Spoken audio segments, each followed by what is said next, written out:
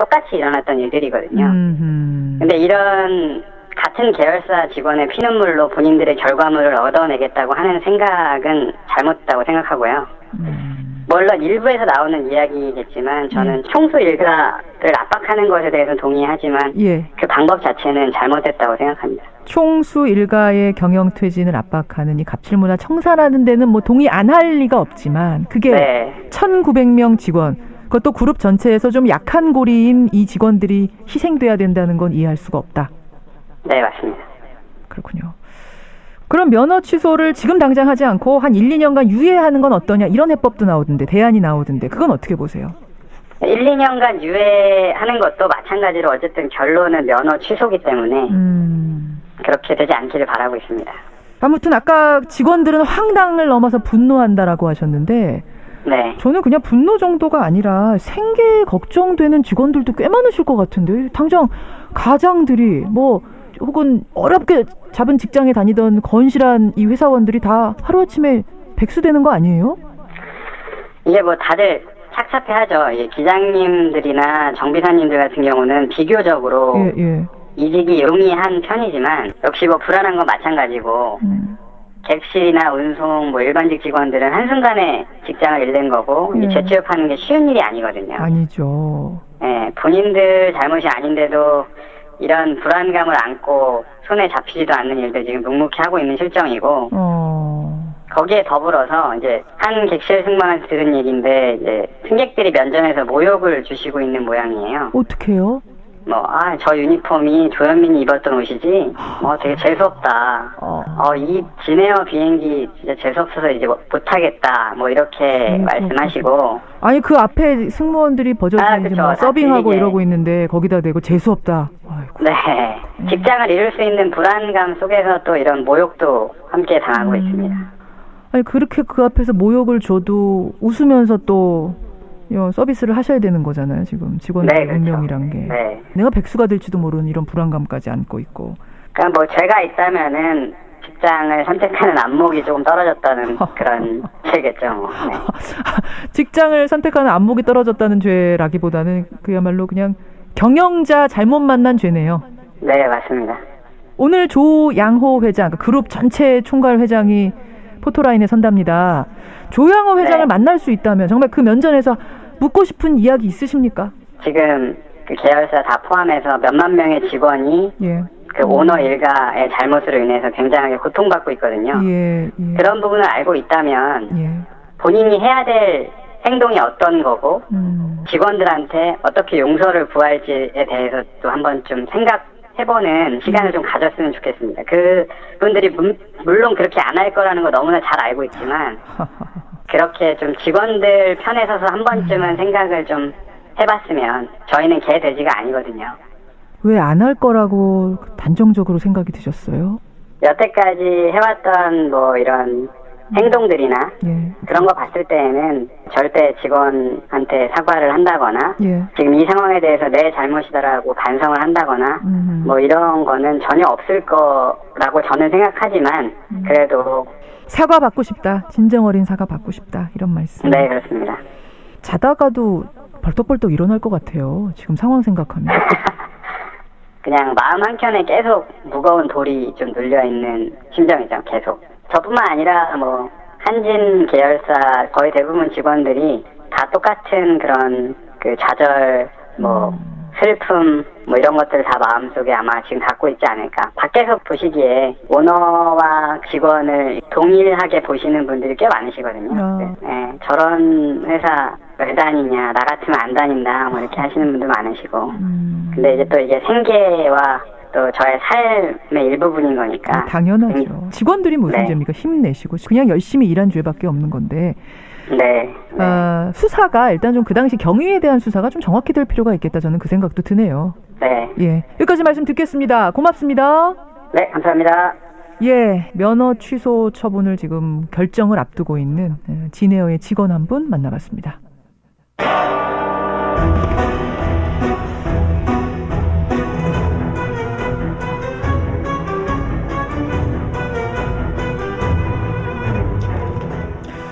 탐정의 눈으로 사건을 들여다봅니다. 탐정 손수호.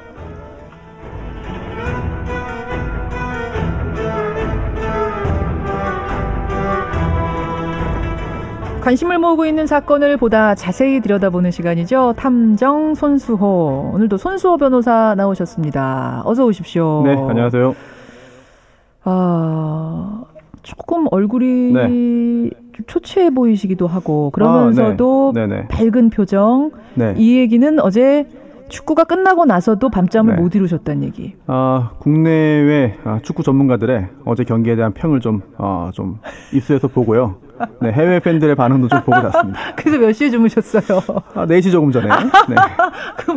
지금 한 2시간 눈 붙이고 오셨네요? 네. 그렇네요. 야. 네네.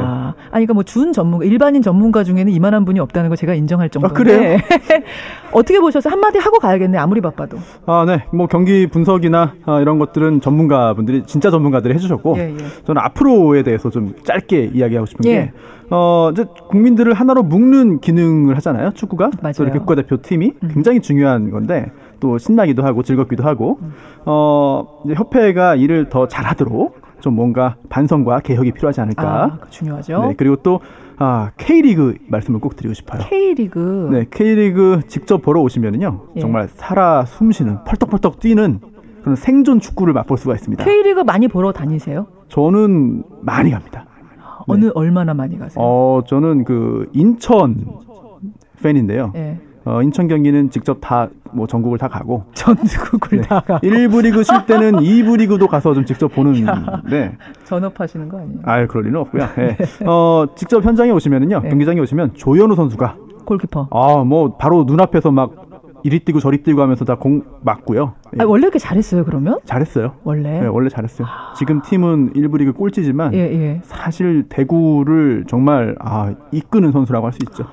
원래 잘했구나. 잘했어요. 원래. 그러니까 우리가 몰랐던 거군요. K리그를 관심 없었던 우리가 몰랐다가 이제 난리가 난 건데, 평소에 K리그에 관심을 가졌으면 사실 지금 이 비판하고 칭찬하고 다 가능합니다만 평소에는 관심 하나도 없다가 월드컵 A매치 때만 열광하는 것도 우리 국민들도 조금 반성할 지점은 있죠? 글쎄요. 반성사항일지는 모르겠습니다만 K리그도 사랑하고 아껴주시면 국가대표팀의 경기력 향상에는 분명히 도움이 될 거예요. 맞아요. 단단히 기초부터 시스템부터 다지는 기회가 됐으면 좋겠다. 이번 독일전의 우승이 모래성이 되지 않았으면 좋겠다. 이 말씀을 꼭 전하고 싶고, 우리 청취자들 문자 중에서 독일전 치르기 전에 이택수 대표하고 제가 얘기하면서 여러분 몇 대 몇 맞춰주시면 커피 쿠폰 있는 대로 좀 이렇게 털어서 드리겠습니다 했는데 맞히신 분들이 계세요. 2대0 승리를. 세상에. 월요일에 이분들께 다 드리겠습니다. 그래요? 기다리고 계시면 됩니다. 축하드립니다. 예, 축하드립니다. 저도 어제 방송사 3군데에서 2대0 승리라고 이제 예측을 했는데 맞추셨어요? 사실 맞출 줄은 몰랐는데 맞더라고요. 하나 드릴게요. 감사합니다. 네. 손 변호사님. 고맙습니다. 축구 얘기만 쭉 해도 한 30분 할 수 있을 것 같지만 탐정 손수호에서 준비해 오신 건 따로 있습니다. 이것도 사실은 큰 사건이어서 그냥 넘어갈 수가 없어요. 뭡니까? 네, 국내 최대 음란 사이트 소라넷 들어보셨죠? 예, 저 들어봤습니다. 네, 논란 끝에 몇 년 전에 폐쇄가 됐습니다. 하지만 그 운영자들은 법을 위반했기 때문에 이제 잡기 위해서 그 수사기관에서 노력을 했고요. 하지만 그동안 체포하지 못하고 있다가 최근 한 명이 체포됐어요.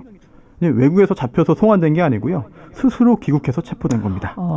그동안 왜 이 운영자들을 못 잡았는지, 체포가 왜 그렇게 어려웠는지 등을 포함해서요. 소라넷 관련된 문제들을 이것저것 따져보겠습니다. 17년 만에 4명의 운영자 중에 1명이 결국 잡힌 겁니다. 1명. 도대체 왜 이렇게 일망타진이 어려운 건가? 우선 지금 어린 자녀들과 함께 듣고 계신 분들은 이거 채널 돌려야 되는 거 아닌가 이러실지도 모르겠어요. 사실 그 제작진도 그런 우려를 어제 이야기했습니다만 저희가 이 사건 수사에 직간접적으로 참여한 그 경찰들 이야기도 들었고요. 또 실제로 이용했던 사람들로부터 정보도 수집했고요. 매체 특성상 이게 자극적인 내용은 다 이제 피했고요. 이제 객관적인 정보 위주로 준비했으니까요. 걱정 안 하셔도 되겠습니다. 그래요. 소라넷 어떤 곳입니까? 성인물 사이트죠. 성인물 사이트. 한글로 서비스했고요. 이용자의 절대 다수가 이제 국내에 있었습니다. 하지만 해외에 서버를 두면서 긴 시간 동안 단속을 피해왔고요. 1999년에 처음 등장했어요. 근데 그때의 이름은 소라넷이 아니고 소라의 가이드라는 이름이었다고 하는데요. 소라의 가이드. 그러면 소라라는 이름은 어떻게 도대체 붙은 거예요? 뭐예요? 이게 여러 설이 있습니다. 그리고 실제로 경찰에게 물어봐도 잘 모르겠대요. 어떤 설이 있어요? 첫 번째로는 그 일본 그 성인 영상물 업계의 그 전설적인 배우 아오이 소라라는 그 배우의 이름에서 따왔다. 라는 설이 있고요. 또 당시에 그 인기가 굉장히 높았던 그 우리나라 그 연예인들 연예인 이름에 모델 뭐 가수 이런 이름에서 따온 게 아니냐 팬이어서 그런 설도 있었고요. 그리고 또 이 사이트 운영자가 여성이고 그 이름이 소라다 라고 하는 추측도 있었는데요. 확인된 게 없어요. 아무튼 이곳이 지금의 그 문제의 소라넷이 된 겁니다. 네, 소라의 가이드가 소라넷으로 중간에 바뀐 건데요. 그런데 이 둘 사이에도 뭐 공통점도 있지만 차이점도 있어요. 이게 뭐 성인 콘텐츠 모아놓고 광고 통해서 수익 추구한 거는 공통점이죠. 그런데 이게 그 소라넷이 일으킨 그 사회적인 무리의 정도에 비해서 소라의 가이드는 약간 좀 달랐습니다. 뭐 물론 그 각종 성인 사이트의 리뷰나 뭐 평점을 올려놓고 클릭을 유도해서 뭐 음락, 영상, 사진, 글 올리는 게시판 운영하기도 했고요.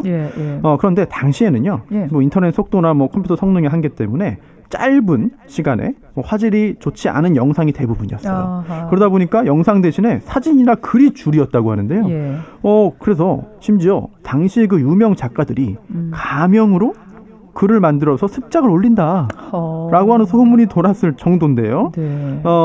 나중에 2001년에 이 소라의 가이드가 소라넷으로 이제 전환합니다. 그러니까 전환한 후부터 지금 범죄 수준의 문제 컨텐츠들이 쏟아지기 시작한 거군요. 훨씬 많아진 건데요. 이제 회원제로 바꿨습니다. 그러면서 국내 최초의 성인 포털 사이트가 되겠다라고 공개적으로 밝히면서 영향력을 키워나갔는데요. 실제로도 다양하고 방대한 음란 콘텐츠를 취급합니다. 그리고 또 점점 더 자극적인 그런 것들이 올라오고 이게 가장 큰 문제예요. 소라넷 운영자들이 적극적으로 그런 걸 지원하면서 점점 더 성범죄 사이트가 돼버린 거죠. 그러니까 청취자 김민승 님이 지금 아니 소라넷이 뭐 어떻다고요? 성인 사이트라는 건 존재할 수 있는 거 아닙니까? 라고 물어보셨는데 여기는 그냥 성인물 사이트가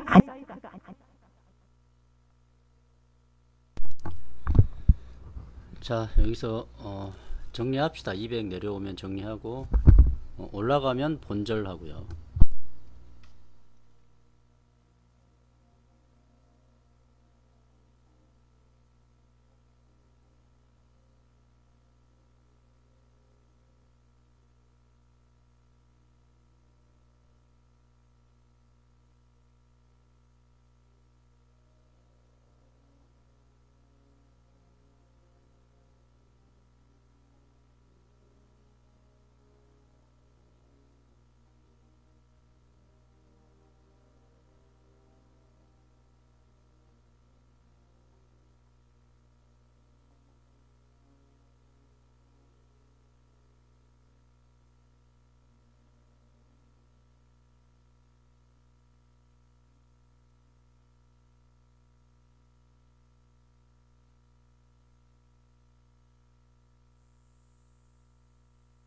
아니라는 거잖아요. 그렇습니다. 당시에 그 수사를 진행했던 경찰에 따르면요, 우리가 아는 거의 모든 종류의 성범죄가 이 사이트와 관련되어 있었다고 하는데요. 뭐 단순히 그 수위 높은 음란물 이런 거 게시한 게 아니었어요.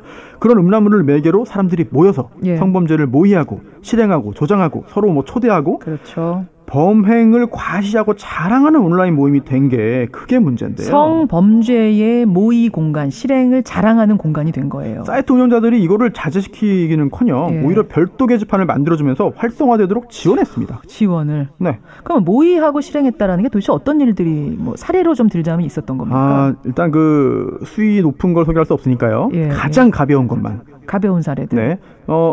아내나 여자친구와 함께 이제 모텔 등 숙박업소에 갑니다. 가서 배달 음식을 주문해요. 그럼 배달원이 음식을 가져오겠죠? 대부분 남성이고요. 그러면은 함께 간 아내나 애인이 옷을 전혀 입지 않은 나체 상태로 이 배달원을 만나게 하고 그때 벌어진 일들을 무용담처럼 올리고 공유하는 게 유행이었다고 합니다. 이 사이트에? 네, 이게 가장 수위가 낮은 거예요. 네.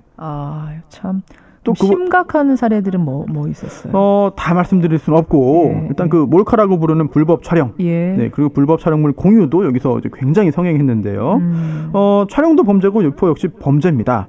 그런데 이 소라넷에서는요, 몰카를 찍어서 자랑 삼아 올리는 게시판이 따로 공식적으로 있었어요. 이건 뭐 명백한 범죄네요. 그렇습니다. 심지어 이런 그 불법 촬영에 적합한 장소와 시간, 성공하는 방법, 처벌을 피하는 법 이런 정보까지 공유했는데요. 나중에 그 여론이 나빠지자 이런 게시판은 없어졌어요. 하지만 일반 이용자들은 볼 수 없지만 여전히 그 게시판이 어딘가에 남아있다는 소문이 계속해서 돌았죠. 아, 그렇고 어이가 없네요. 근데 이게 지금 이것도 다가 아니라는 거잖아요. 아, 스와핑이라고 들어보셨죠? 아, 이거는 뭐 유명한 범죄죠. 이것도. 스와핑 자체는 범죄가 아니에요. 그건 범죄가 아닙니까? 네, 배우자나 애인을 서로 바꿔서 성관계를 갖는 건데요. 당사자가 이제 동의하에. 동의한다면 문제는 아니죠. 네네, 그렇죠. 그런데 이제 이거를 주선하면은 또 음행 매개죄가 성립할 수도 있고요. 또 강요에도 처벌 대상이 될 수 있죠. 그런데 이 소라넷은요, 이러한 스와핑을 권장하면서 이에 대한 정보를 서로 나눌 수 있는 공간을 제공했습니다. 그런데 그뿐만이 아니고요, 항상 이렇게 하면은 여기서 그치지 않죠. 여기에 사기, 강요, 협박, 폭행, 그렇죠. 이런 범죄가 더해지기도 했습니다. 범죄가 범죄로 이어지는 거군요. 그러니까. 실제 사례인데요. 두 쌍의 부부가 합의하에 스와핑을 했어요. 그런데 어느 그 중에 한쪽 부부가 상대방 부부의 어떤 스와핑 사실을 폭로하겠다라고 협박하면서 계속해서 지속적인 스와핑을 강요한 사례가 있었고요. 또 스와핑에 합의하고 현장에 갔는데 상대방 측은 속이고 있던 거죠.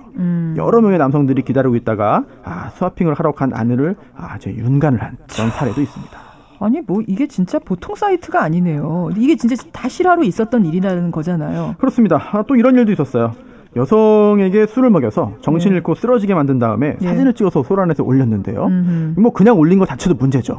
그런데 그뿐만이 아니고요. 놀랍게도 지금 이 여성을 함께 강간할 사람을 모은다라는 글을